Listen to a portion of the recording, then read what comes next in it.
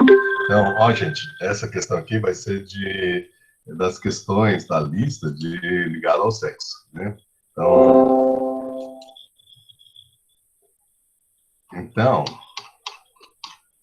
a gente já cobriu boa parte da lista. Nossa, a gente tem, né, caminhado bem. E a gente fez a 14 juntos, a 15, a 16 juntos, a 17 juntos, 18 e 37 com Paula de Bhaskara, eu gravei, deixei disponível para vocês fazerem ela múltiplo, né?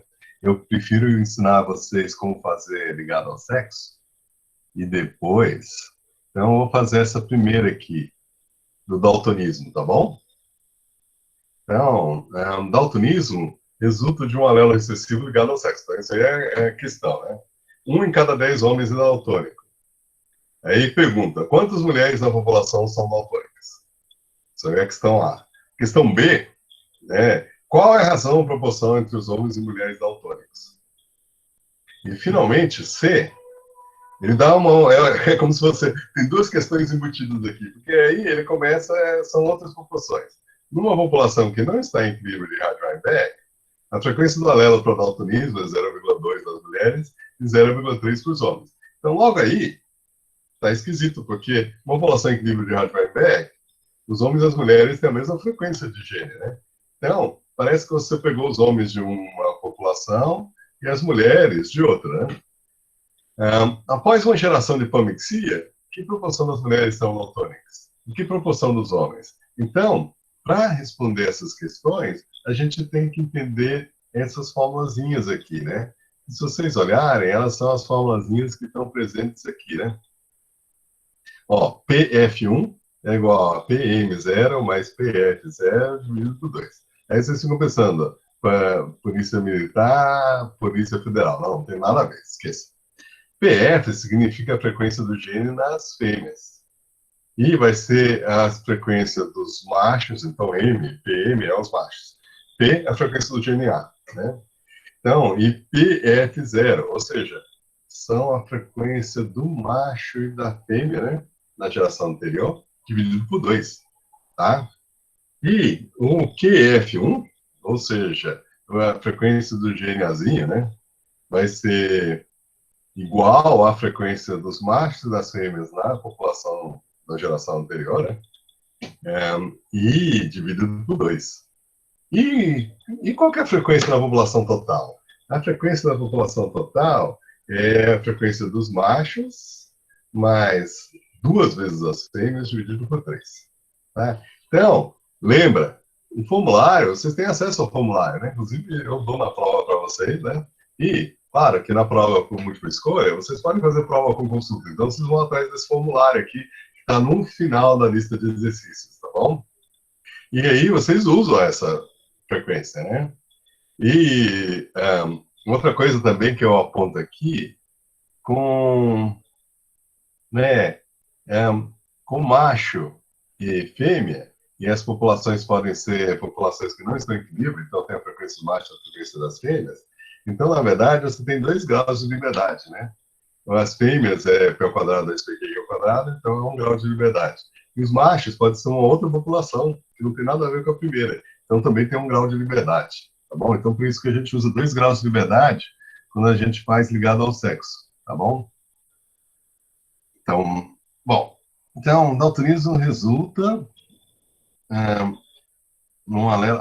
então a gente vai para essa aqui. Essa aqui é da aula de Hardt-Weinberg, e ela começa com a experiência de Morgan.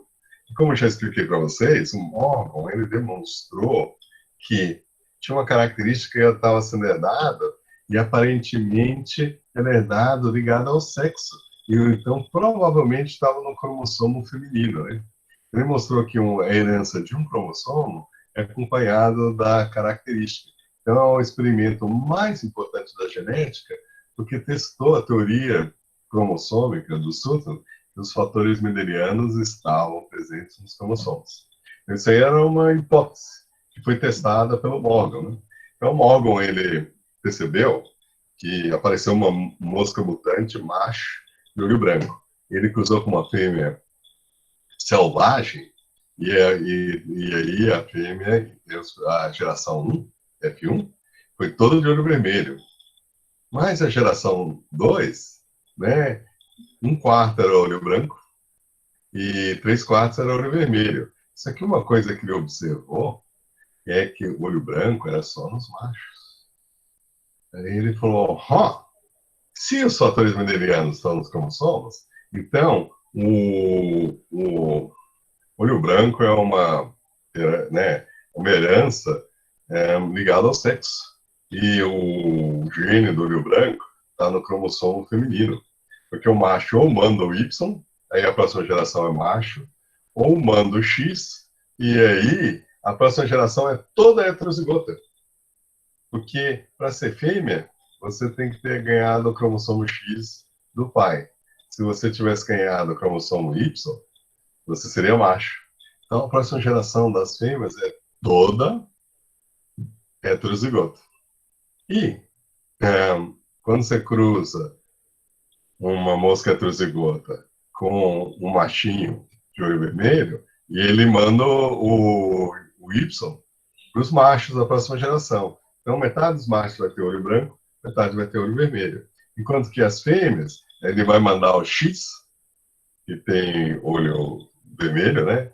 Metade vai ter esse heterozigota e metade vai ser homozigota. Aí ele fez essa proposta baseada nesse padrão e ele saiu para testar, né? Então ele cruzou o machinho de olho branco com as fêmeas. E ele produziu fêmeas de, né, ele produziu, quando a fêmea tinha 2 vermelhos, elas eram heterozigotas.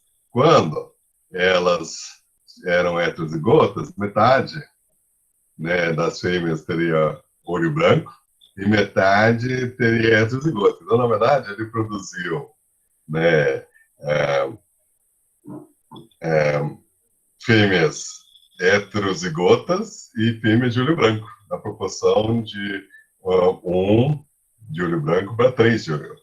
Então, ele testou a hipótese e mostrou que estava certo, né? Então, veja, essa fórmula aqui são a frequência na geração F0 vai ser DHR. Por quê? Porque as fêmeas têm 2 cromossomos. Então, é P ao quadrado, 2PQ e Q ao quadrado, né? Então, a frequência do gene na população vai ser D mais H sobre 2. E Q vai ser igual a R mais H sobre 2. Porque as fêmeas têm 2 cromossomos. Então, você tem que dividir os heterozigotos pela metade.